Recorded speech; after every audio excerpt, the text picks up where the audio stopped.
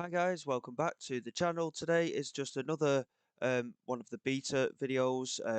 We rounded off the first season against Bristol City yesterday, and today we go into the second season and see where we've ended up at the end of our first ever season in the Premier League with Bristol City. It's going to be the last one of these types of videos. I've just done it basically as a bit of a filler until the game comes out proper, and Sunday League to Champions League will start on Monday. We'll start off with the finances. My word, has it been a change around? We have £71.5 million in the bank. The board have given me a £45 million budget for the coming season, which is absolutely mental.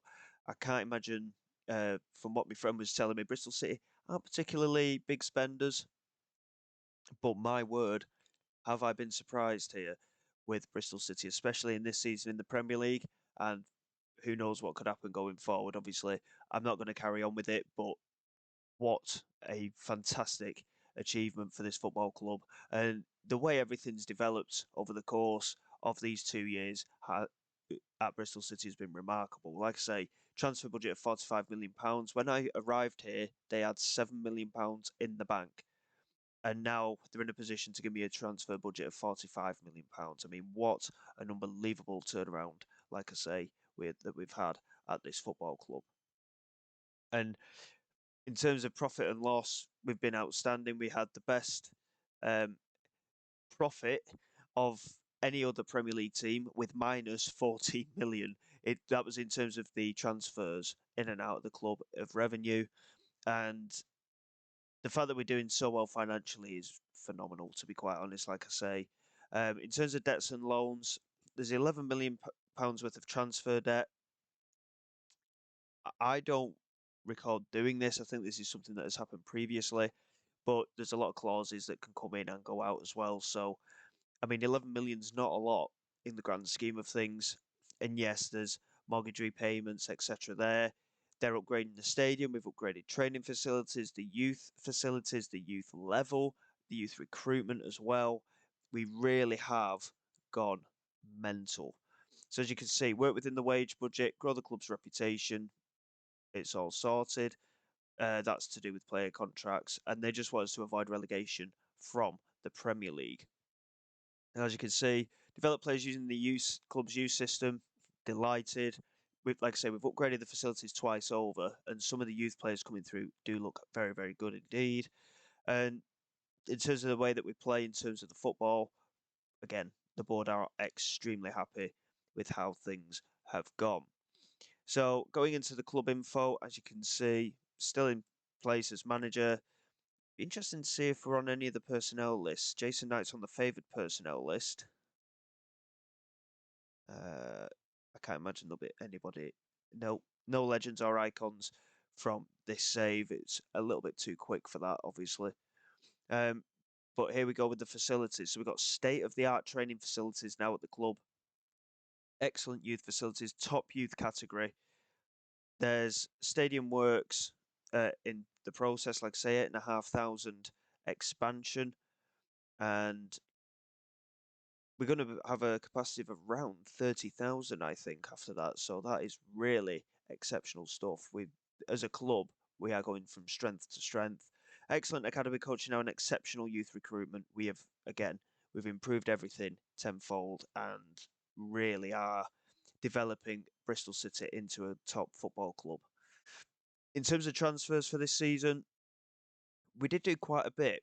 And over the course of time, it has been a bit of a strange one, as you can see, an extremely busy time in the transfer market and a number of players leaving the club as well.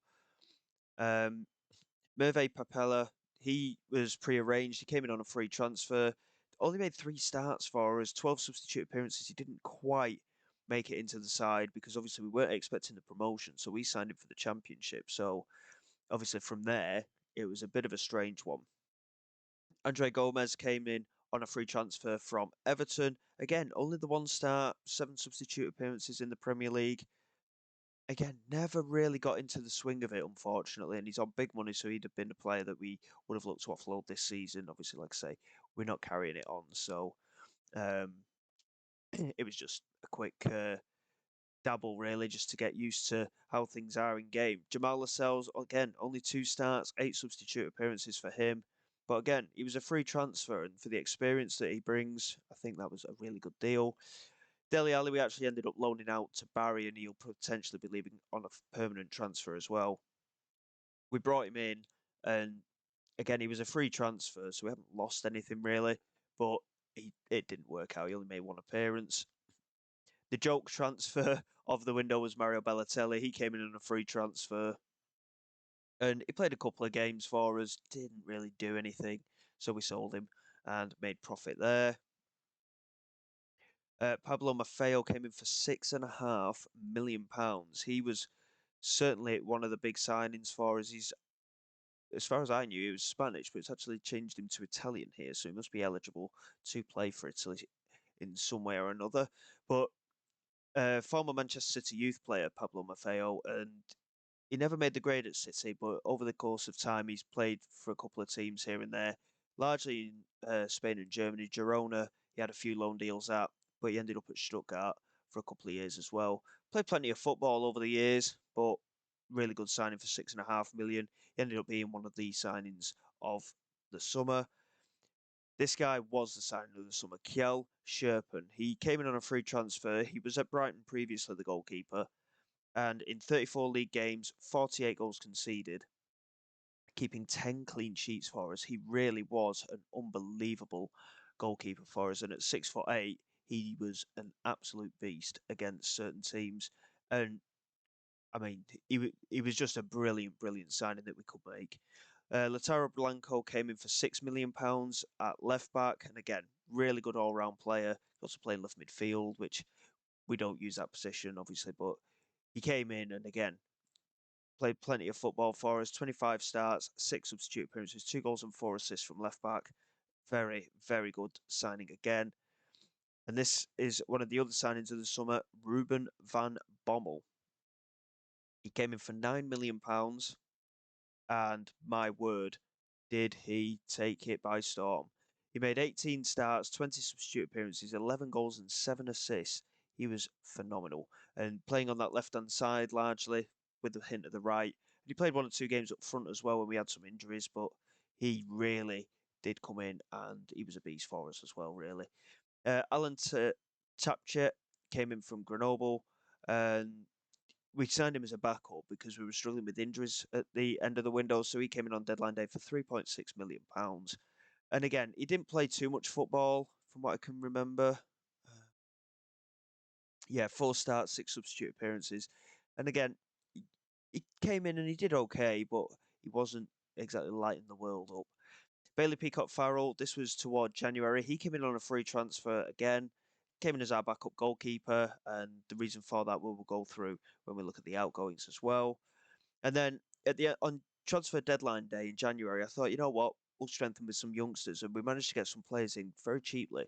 Will Fish came in from Manchester United for £750,000. He's a decent centre back. He only made 1 appearance for us though this season, and I think he'll develop very nicely at the age of only 22. Alex Robertson came in from Manchester City for £2.5 million, attacking midfielder, plenty of caps already for Australia, so he's a good international player, and he will again develop. Tommy Doyle, he played quite a bit of football for us. He came in for £500,000. His contract was up at the end of the season, which is why we got him so cheap. And he came in and he ended up just establishing himself at the base of that midfield. Anissa Kabore came in as well from City as a reserve right back for us, around 750,000. I think we paid for him. Yeah, 775. And he played a few games, didn't like the World Up, but he did enough to stay in the side occasionally. In terms of outgoings, we finally managed to offload 1 or 2 players. So Rob Dickey left for West Brom for 300,000. Malqui and Izquierdo went abroad for a combined total of £1 million. Harry Cornick went to Dundee for 135,000. Requan Nelson, who I did want to keep, is a young winger and he's very, very quick. But he wanted to leave, so 1.1 million we got for him. A couple of loan deals in the middle of all this as well. Max O'Leary, who was the original backup goalkeeper, he agreed a deal to go to Barnsley for £1.5 million. Balotelli, as you can see there, we sold him very quickly in the end to Venezia back in Italy for £240,000. George Tanner left for 300,000 to Aberdeen. He's probably worth a little bit more than that, but he wasn't playing, so we cashed in. Dele Alli went on loan to Barry, potential of a permanent deal there. Harry Toffolo went to Parma for 750,000, and the young Italian striker Ephraim Yeboah left on loan for St Mirren. So after all that, over the course of the summer and January, it ended up being quite an interesting campaign. Pre-season went very, very well. We won pretty much every game apart from the opening friendly. Yes, we didn't play massive teams, but at the same time, it was good to get the side playing reasonably well. And we struggled very much at the start of the campaign. Highlight of the first month in August was the fact that we got our first Premier League win in our first game, a 3-2 win at home against Everton. We followed it up with heavy defeats against Southampton and Manchester City of 2-0 and 4-0. But then we beat Bradford in the Carabao Cup, winning by 5-2. And then the highlight of September was, despite the fact that we won against Fulham, was probably the Carabao Cup tie against Arsenal. We drew 1-1 and lost on penalties, but we did show that we were very much capable in that game. And it was good to see that we didn't just completely fold, because as you can see in some of the other games we did, with 4-2 defeat against Tottenham, 2-1 defeat against Brentford, and a 4-0 defeat in there against Newcastle. We moved then on to October.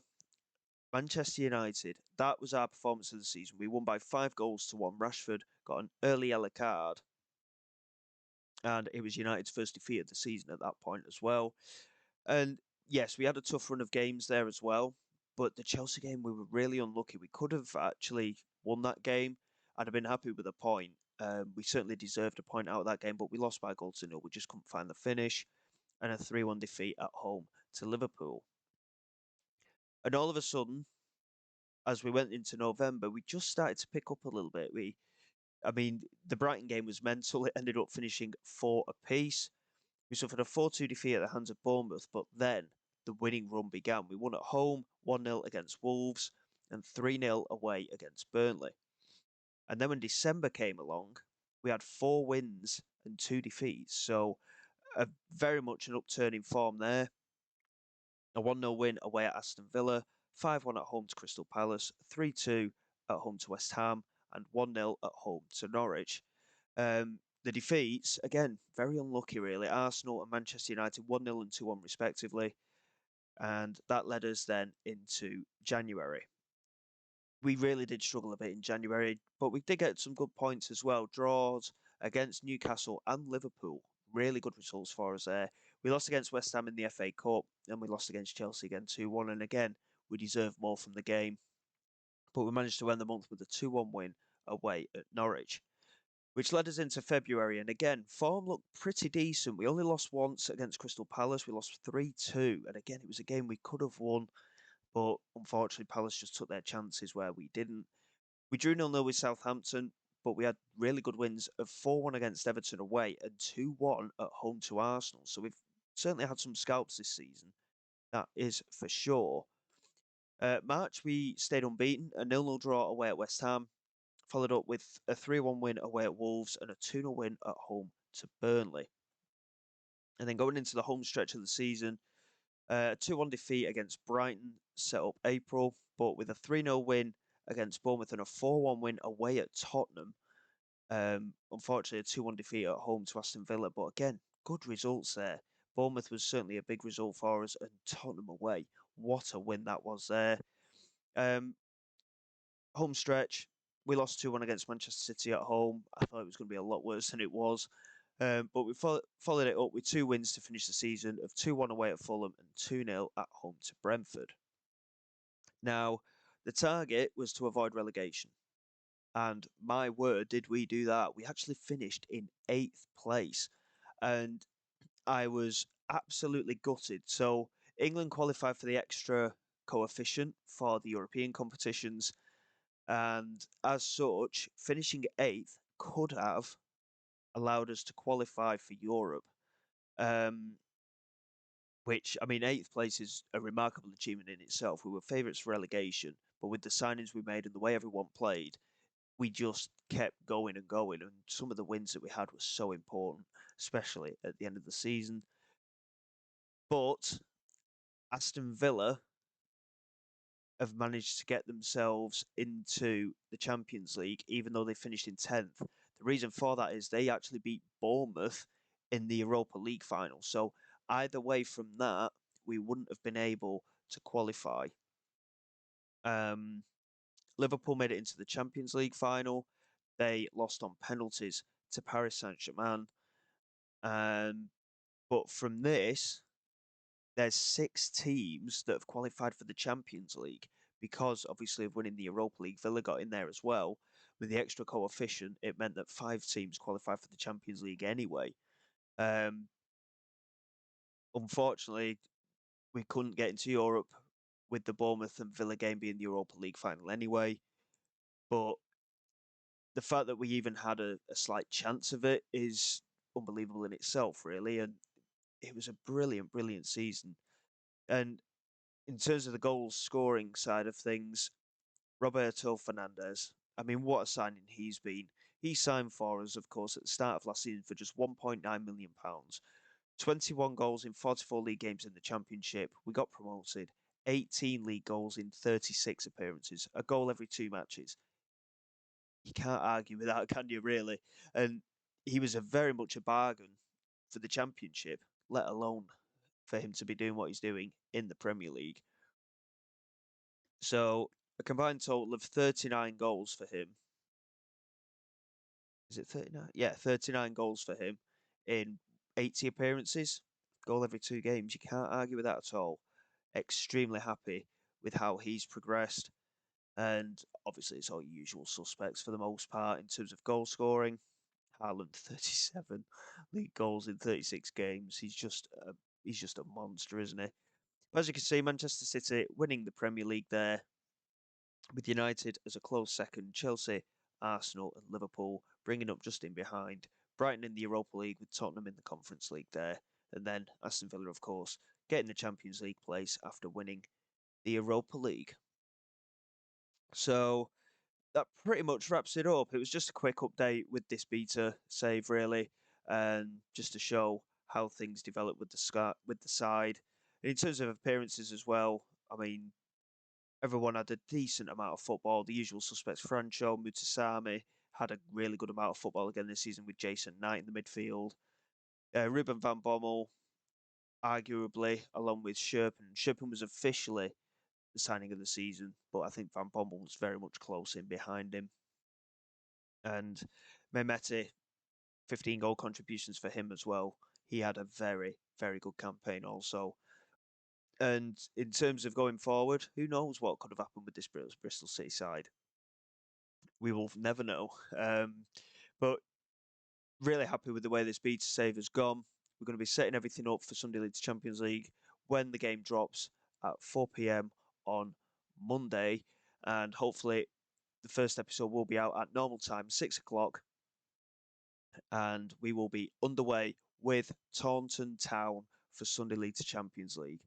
So until then, guys, thank you very much for your support. Please like, subscribe to the channel. It is all greatly appreciated. I will see you all next time. This is Big Will, signing away.